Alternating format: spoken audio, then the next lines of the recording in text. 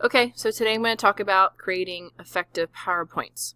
You should have already read the article Really Bad PowerPoint, as well as looked at the 3 infographics and previewed the 2 articles that are on the Really Bad PowerPoint Canvas page.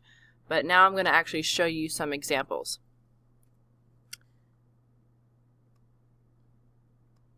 Let's start with a really bad example PowerPoint, and one we often see. So this was a student who did a project on how stores manipulate us to purchase items. This was his title page. Now remember, you need to give the audience somewhere to look. I don't know where to look here. Am I supposed to look at Walmart? Am I supposed to look at Target? Am I supposed to look at JCPenney? Why is the title kind of off to the side like this? Okay, we have this cheesy background, right? So this is a terrible title page, as we could see, right? So pick one image, right? If I were going to redo this, I would take the Walmart image, I would stretch it and make it the full screen, and then maybe put the title, and I maybe make the title a little more succinct. Ways stores get us to spend more money. I'd make it a little shorter, more concise. You can see this student's presentation. We have a lot of empty space here. I don't even know what to do with this slide. I don't know where to look, right? First of all, the background picture is very pixelated. It just looks terrible. And obviously the spelling issues, but the eye needs somewhere to look. And usually the eye looks center first in an image, but right here I don't know. It's just too busy. Okay, so eye looks center first. All I see is this black hole here. I see these images strangely placed, right? There's no order to them, organization. And then randomly we have prices here. Now, the student does follow the rule of not having so many words on a slide, right? But instead we have this. We have cheesy images. Find one image to take up the screen, right? This, you can see, cuts off, right? So we have this black hole of space here. Right? I can't even really see the picture down here. So as you can see, this is a terrible example of PowerPoint. Yes, it follows the rule of not having many words on a slide. But remember, your slides are there to be engaging. They are your way of using emotional appeal in your speech, and also to help visualize some logos as well, some logical appeal. If there are statistics that it's just too hard for the mind to picture, those are the things you put on the slides, right? If you need a chart or a graph, it'd be difficult for us to picture. You need to put that on the slide, right? So you can see this is not a good example, right? So let me show you.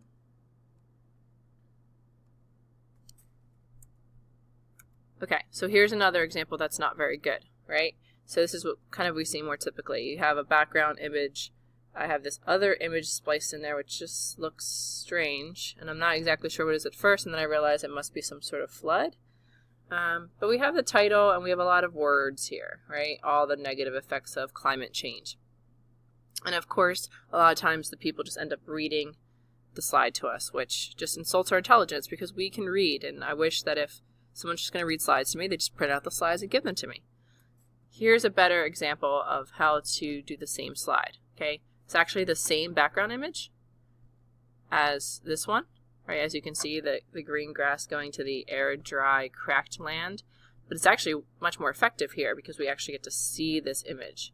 I can see the green, lush grass drying out, right, from climate change.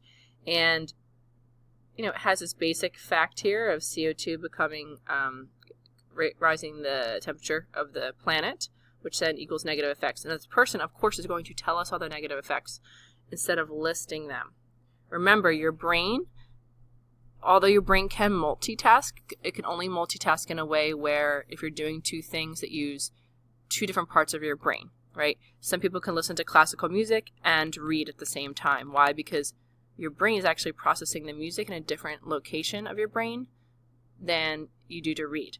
But to be able to read slides and pay attention to someone speaking, it's impossible.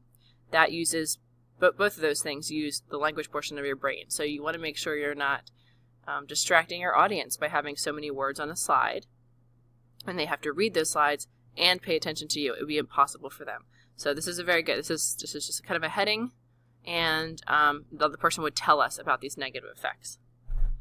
Okay, so now we'll talk about visual. So imagine someone is doing a speech on how, how many children are homeless, talking about homelessness, and they have this image. This is a problem that I see often, right? Students find a really good image, and they do only put one image per slide. Really, there's no words on the slide. However, they leave all of this white space around, okay? It'd be much more effective to stretch the image. And look, if you stretch your image and it's pixelated, it's not a good image. Find a better quality picture. So this is much more effective. However, this also bothers me. Why, again, we leave the background white, because it's actually a little distracting. Just turn the background black, and then it fades. And now we actually see the picture. So if you wanted to, remember, pictures should help engage your audience. So if you think of like emotional images or things, interesting images that would make people want to look and watch your presentation. Imagine there was a stat I had to give here. I wanted to give the stat that 2.5 million children are homeless, right? I could put that on the screen, but that's a little distracting actually, right? And that's not a difficult statistic for people to kind of put in their mind. 2.5 million is not that, it's not a complicated number, right? So if you had a more detailed number, had a lot of figures to it, that I might need to put on the screen, but 2.5 million is not that difficult of a concept to get in your head. So this would be actually a little distracting. Actually take away from the child. Right? This is more effective because I'm focusing on the kid. The statistic becomes the focus. And we know that pathos is much more effective and more memorable than logos. I could show statistics in more interesting ways as well. Instead of just writing 2.5 million children, why not make it a visual? 1 out of 30 children. Right? It becomes a picture instead of just a number. And I've gotten questions about citations. You may have been told to have a list of citations at the end of a PowerPoint. However, I find that to be very ineffective. No one looks at this list, and you should be establishing credibility right on the spot, right? If you give a statistic, you should be saying where you got the information from right there to establish that you're a credible speaker. So a lot of people who make slides, they just put a little citation down at the bottom, where they got the information from and what year the information is from to show that the statistic is current, right? You're not getting information from 20 years ago, right? And you're putting the organization that did the research to show that it's a reputable information. You can see here, right, FBI 2014. This would be an example of maybe statistics that you would want to put on the screen. If I'm talking about a decrease, well, maybe an increase and then a decrease in crime rate, for me to throw all these numbers out, people would get confused and they would get a little lost, right? It's a lot of numbers to throw out at once. So that would be something to put on the screen. Another example of a citation right here, okay? Or charts, exactly. So that is how you create an effective PowerPoint presentation. So you can use this along with the information that you learned while reading the Canvas page.